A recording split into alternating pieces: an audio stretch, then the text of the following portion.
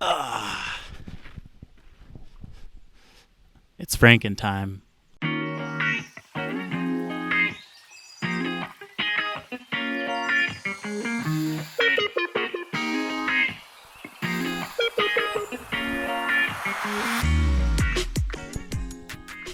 Hello, everybody.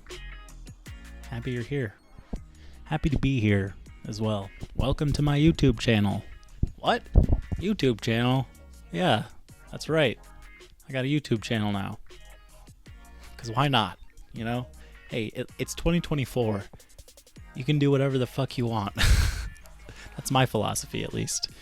Okay, so we are here to talk about Frankenstein by Mary Shelley.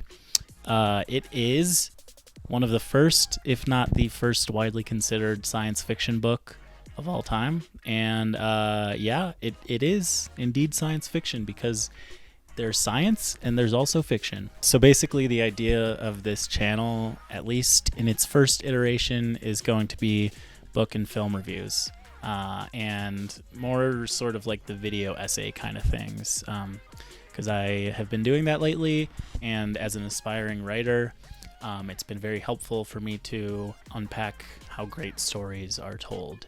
And I would like to share that with you because, you know, maybe I have some things to say. I'm not saying I do, but I'm just putting it out there that it might be possible. So you tell me. Comment below. Do I have things to say? Here's what we'll do. We'll comment. If I have things to say, whoa, this guy's got things to say. If you think I don't have things to say, then just say, oh, brother, this guy stinks. Oh, brother, this guy stinks!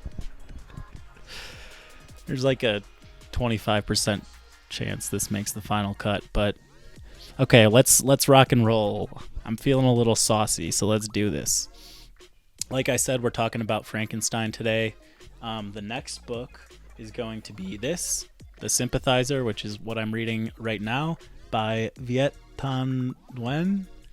I hope I pronounced that right, or at least close. It's actually a really good book. I'm about halfway through, and it's a social satire about how the Vietnamese folks were treated after the Vietnam War in America, and it's really funny, and also pretty depressing at times. But we're not here to talk about that. We're here to talk about Frankenstein. Geez, will this guy ever quit rambling? Mary Shelley wrote Frankenstein, the 1818 classic of Gothic horror and science fiction, in the age of, and largely in response to, the Industrial Revolution, a time of great human progress and achievement. It's a harrowing tale of a scientist that goes too far and creates a monster, in his desire to learn the secrets of heaven and earth. And although he occasionally frames this thirst for knowledge as a driver, the much greater desires, by his own admission, are glory and power. Frankenstein says, "A new species would bless me as its creator and source. Many happy and excellent natures would owe their being to me. No father could claim the gratitude of a child so completely as I should deserve theirs." Yeah, okay, buddy. I see a lot of parallels between the time that Frankenstein was written and our own. The increased use of machines to produce goods during the Industrial Revolution can easily be compared to the rise of computerization and AI today. Capitalism was on the rise then, and now we live in this lovely dystopia of late-stage capitalism. Scientific breakthroughs that change the way we live are made at a breakneck pace, as they were in Mary Shelley's time.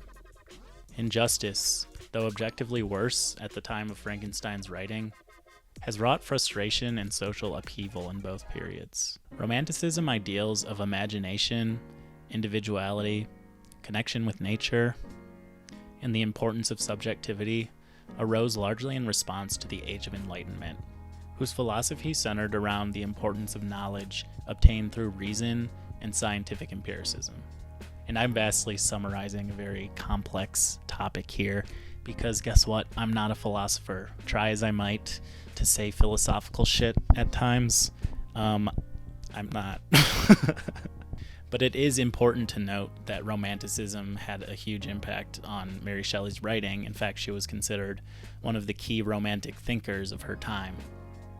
Another large influence on Mary Shelley's writing were her parents, who were both writers. And her father was an anarchist and a utilitarianist, and her mother was like one of the first people to publish what's considered a feminist essay. So real power family there, you know. Her mother, by the way, died like right after Mary Shelley's birth, so one can imagine that also had an impact. I don't know. Comment below, does the death of your parent have an impact on you? The story of Frankenstein's inception is legendary, in that it took place during a novel writing competition involving several key romantic thinkers, such as Lord Byron, Mary's husband Percy Shelley, and Mary herself. Byron's physician, John William Polidori, wrote a short story called The Vampire, which would later serve as inspiration for Bram Stoker's Dracula. But all would eventually bow in utter defeat to Mary Shelley, as she wrote the beginnings of what would turn into Frankenstein, a philosophical and hauntingly tragic story that quite literally created a new genre, science fiction. So what is Frankenstein at its core? A cautionary tale about the futility of vengeance, a feminist critique of men's obsession with innovation at the cost of themselves and everyone else around them, a religious allegory about a false god and a false devil who are both monsters in their own respects.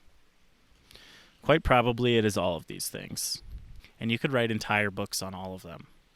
But I want to focus on Mary Shelley's examination of the nature of achievement itself, and what happens when you achieve without purpose.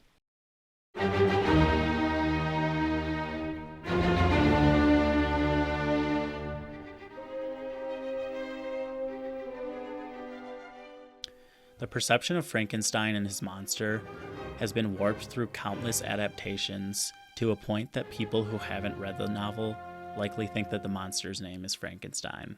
If that's you, a quick clarification from the introduction of the edition I read by Karen Carbiner? Something like that. She says, quote, "Our confusion of creator and created, as well as our interest in depicting the creature's human side, indicate an unconscious acknowledgement of a common and powerful reading of Frankenstein. That the monster and his creator are two halves of the same being, who together represent the self-divided, a mind in dramatic conflict with itself. The monster-creator conflation most forcefully conveys the idea of humanity's conflicting impulses to create and destroy, to love and hate. We are introduced to Victor Frankenstein by way of an Arctic explorer in search of the North Pole, which had not been officially discovered at the time. People only knew of its existence because of Earth's magnetic field. The explorer, named Walton, describes it as, quote, the wondrous power which attracts the needle. Walton finds Frankenstein on a dog sled edging death. Quote, his limbs were nearly frozen, and his body dreadfully emaciated by fatigue and suffering. I never saw a man in so wretched a condition, end quote.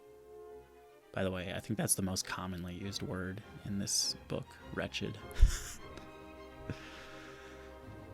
Aboard his ship, Walton becomes friends with Frankenstein, noting his benevolence and sweetness. You sure about that? You sure about that? You sure about that? And his melancholic despair. Walton sympathizes for Frankenstein's tribulations, wondering, quote, how can I see so noble a creature destroyed by misery, without feeling the most poignant grief, end quote. Eventually, Frankenstein gains some semblance of strength, and relays his life story to Walton, who dutifully transcribes it in a series of letters to his sister. Frankenstein clearly relates the parallels of his story to Walton's, saying, quote, you seek for knowledge and wisdom, as I once did, and I ardently hope that the gratification of your wishes may not be a serpent to sting you, as mine did. Victor Frankenstein was a precocious, eager, and intelligent child. He wanted to understand the way things work, the secrets of nature. Quote, the world was a secret to me which I desired to divine. Curiosity, earnest research to learn the hidden laws of nature, gladness akin to rapture, are among the earliest sensations I can remember." End quote. As he learned and explored, Frankenstein became absorbed in natural science, or natural philosophy as it was called at the time. He read voraciously the works of ancient alchemists and philosophers, becoming entranced by their lofty ideas and desire to achieve greatness. These ideas were outdated even for the time, which Victor discovered when he went to college, but he still committed to being their vehicle. He found the work of modern scientists like Isaac Newton far too conventional and unimaginative. From an early age, he dreamt of the accolades that would await his discoveries in these supernatural forms of science. Quote, "Wealth was an inferior object, but what glory would attend the discovery if I could banish disease from the human frame and render a man invulnerable to any but a violent death." So here is the first time that we see sort of the true motives behind Frankenstein's actions. He's not really concerned with advancing medicine or helping humanity. He's in it for his own selfish glory. And even after his endless misery, Frankenstein still fails to recognize its true impotence, his own arrogance. Rather, he blames destiny. Quote, "Destiny was too potent, and her immutable laws had decreed my utter and terrible destruction." Damn Destiny. Why did she do that? Why did Destiny do Frankenstein like that? Frankenstein's mother died and he left for college. He threw every ounce of energy into study, proving his remarkable intelligence, but also his dangerous obsession with the grandeurs of immortality and power. He sunk into his studies and experimentation, seeking discovery. Soon he became absorbed with the question of life and death, and whether life could be transmitted back into a corpse. These ideas were certainly influenced by galvanism, a concept which, at the time of Frankenstein's writing, seemed a very real possibility for reanimating corpses. The concept was introduced when Luigi Galvani performed an experiment in which he conducted electrical currents into a frog's leg, causing it to twitch. He believed that this indicated an animal electricity that gave life to organic matter. Of course, we have the benefit of hindsight in knowing that this discovery could never reanimate life into a corpse, but the idea certainly influenced Frankenstein, although the specific method Victor Frankenstein uses is never known. Frankenstein began obsessing with death, sneaking into graveyards to watch decaying bodies. Quote, "Darkness had no effect upon my fancy, and a churchyard to me was merely a receptacle of bodies deprived of life, which, from the seat of beauty and strength, had become food for the worm." I love that quote. Food for the worm is such an interesting way of putting it. As he learned, Frankenstein became more confident that he could bestow animation upon lifeless matter. Frankenstein finally provides some wisdom at this point, telling Walton, quote, "Learn from me, if not by my precepts, at least by my example, how dangerous is the acquirement of knowledge, and how much happier that man who believes his native town to be the world than he who aspires to become greater than his nature will allow."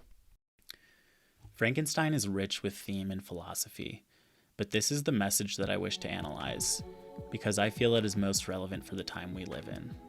The concept of achievement, of ambition, of success, the pointless vanity that drives much of our desire to accomplish. But we'll get into this more after the summary. Victor spent the next 2 years devoting himself to this toil, depriving himself of rest and health, never communicating with his loving family. He was a man on a mission, any negative consequence simply collateral damage. Eventually, Frankenstein achieved his goal and created his monster, stitched together from limbs, organs, and appendages of corpses collected from the graveyard. Quote, "His limbs were in proportion, and I had selected his features as beautiful. Beautiful! Great God!" His yellow skin scarcely covered the work of muscles and arteries beneath. His hair was a lustrous black and flowing, his teeth of a pearly whiteness.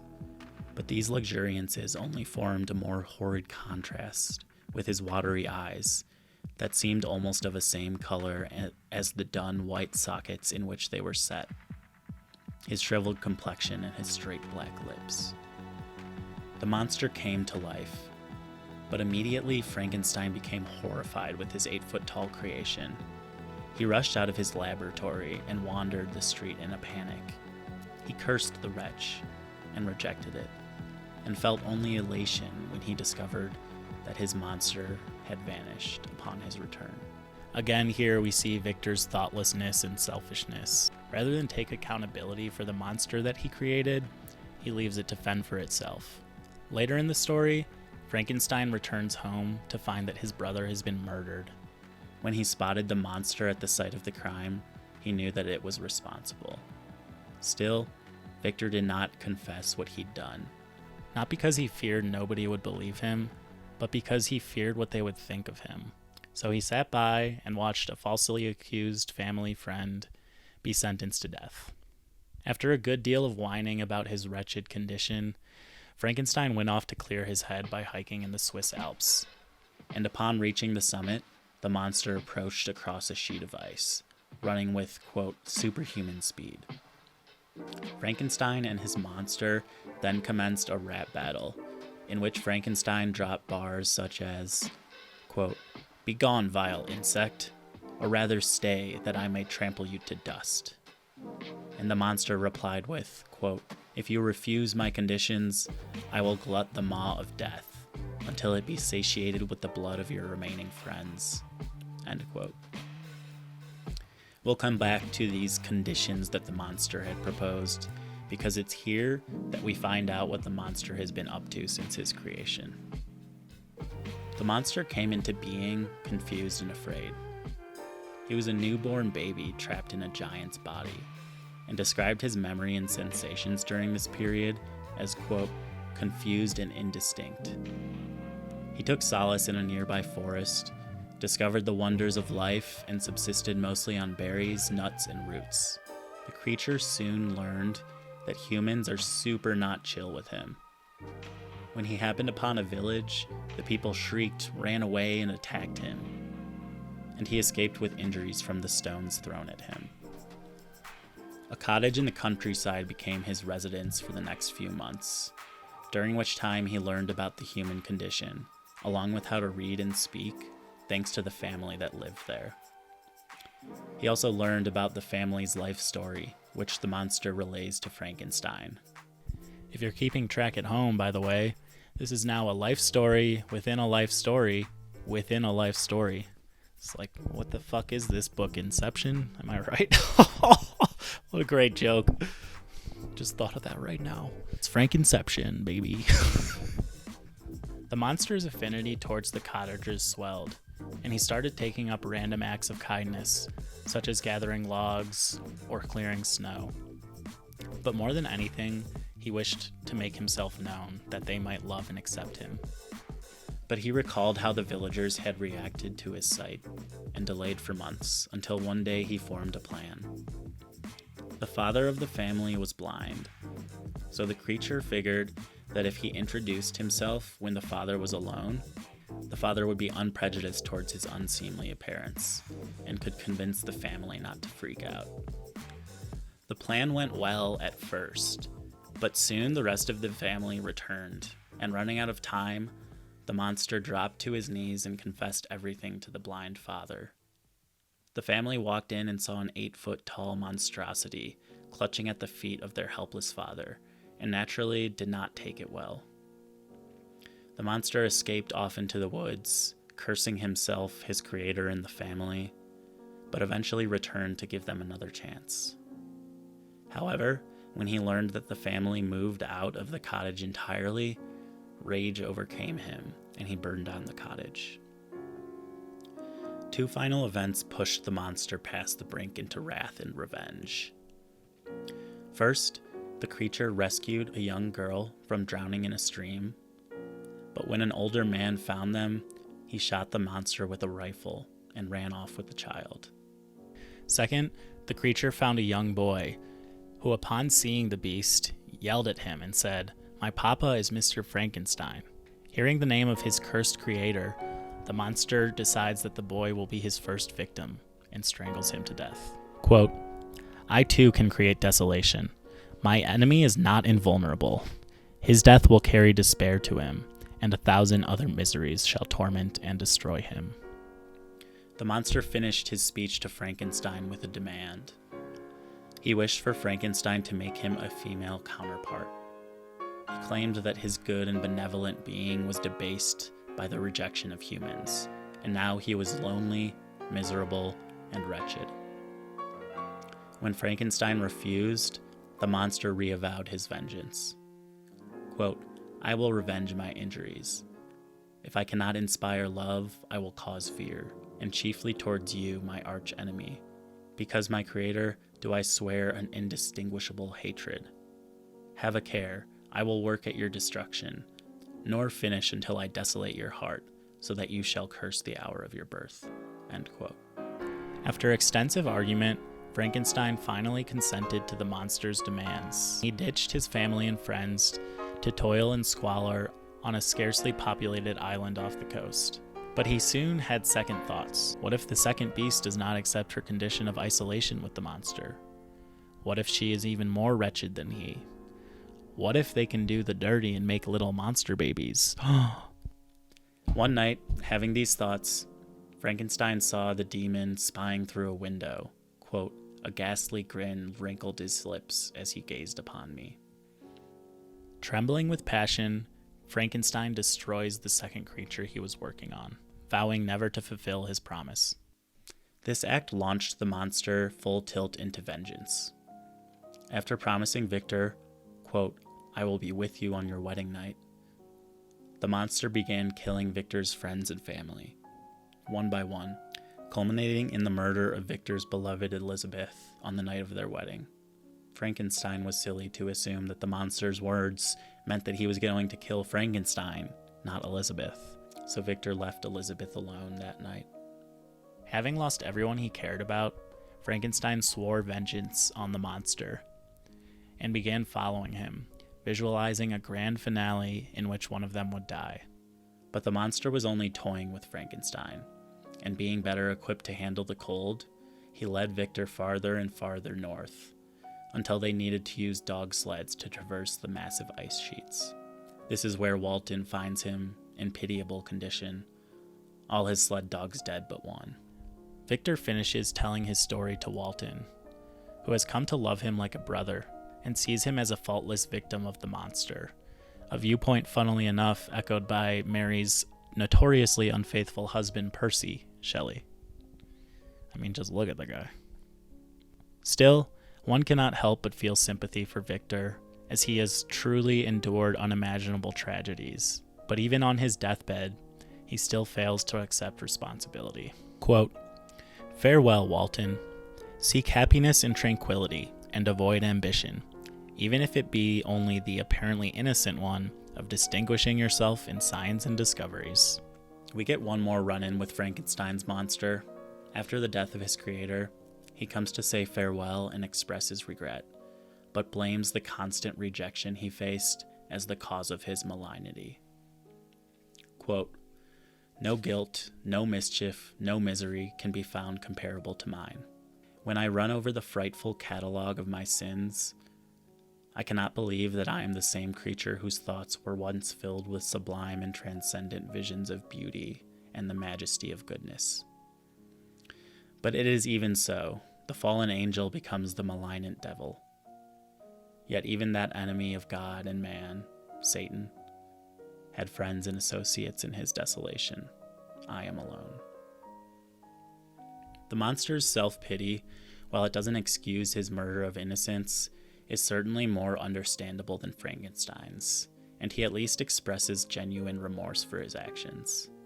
Frankenstein only expressed regret for the pain that his actions caused himself. It never really felt sincere to me.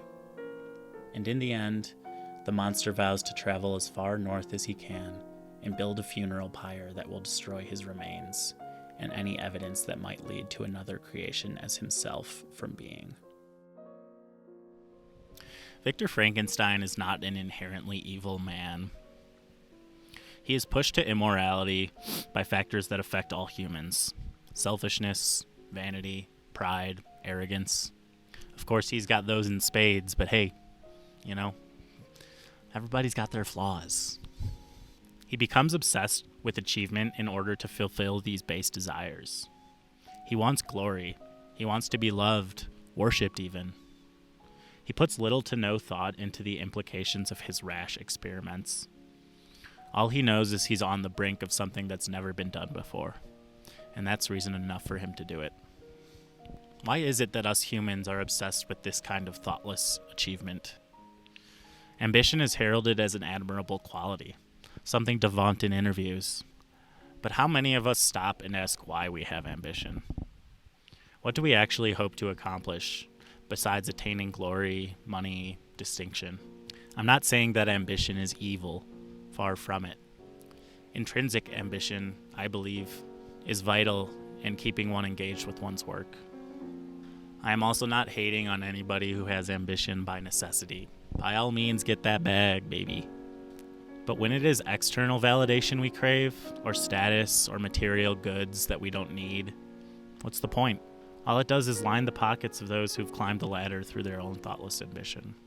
Romanticism emphasizes the importance and appreciation of nature, which is an idea that I can get behind. You know what I'm saying? We see this love and appreciation for the tranquility of nature throughout Frankenstein, and really it seems that Victor Frankenstein is only truly happy when he is in nature. At the end of his life, he voices regret at his ambition, saying that a simple life lived within one's means, surrounded by people you love, would have been far more fulfilling. He says that someone who didn't even know about the existence of the outside world would have been happier than him. I wonder at this thought often.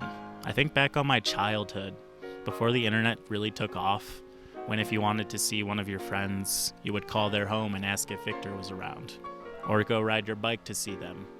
Of course, this may simply be nostalgia for the time of childhood, when I didn't have rent or taxes, and my mom made all my dentist appointments for me. Still, I can't help but wonder how much different it would be to grow up in this day and age. I'd be constantly in contact with my friends, but never really connected to them. I might scroll TikTok instead of spending time with my family.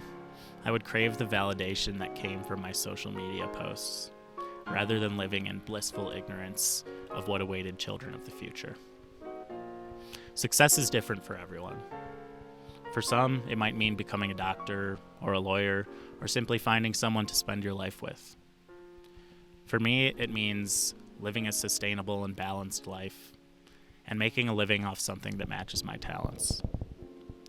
But whatever your definition of success, I think Mary Shelley would only ask that you examine the purpose behind your desire to attain it.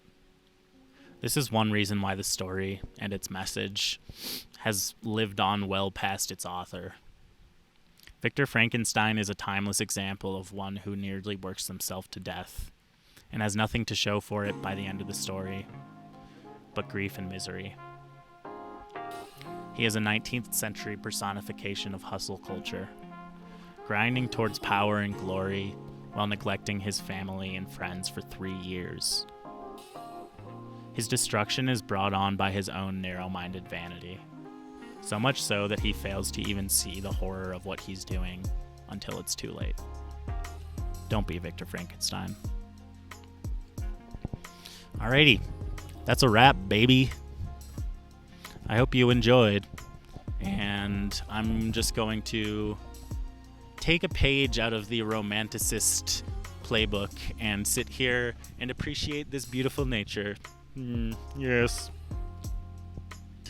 So that was my review of Frankenstein by Mary Shelley. Hey, if you stuck around till the end, I just want to say you're pretty cool. I had a lot of fun with this one. Yeah, like I said, The Sympathizer is going to be next, and then I think I'm reading The Dispossessed by Ursula K. Le Guin, which I'm very excited for. I have read it before, and I think it was my top book of 2023, so I'm really excited to revisit it with fresh eyes. Yeah. Next video is going to be about The Iron Giant, a classic animated movie that I rewatched recently, and it made me cry like a little baby. Thank you so much for tuning in to Ryan's Remarkable Book and Film Reviews. Is that too many words? Maybe. Maybe not. There is so much more to be said about Frankenstein than I put in this video. I intentionally kept things pretty specific because, I mean, book's been out 200 years. People have analyzed it to death. Hey, thanks again for tuning in. Go subscribe to Ryan's Remarkable Book and Film Reviews. I'll see you next time. Peace out.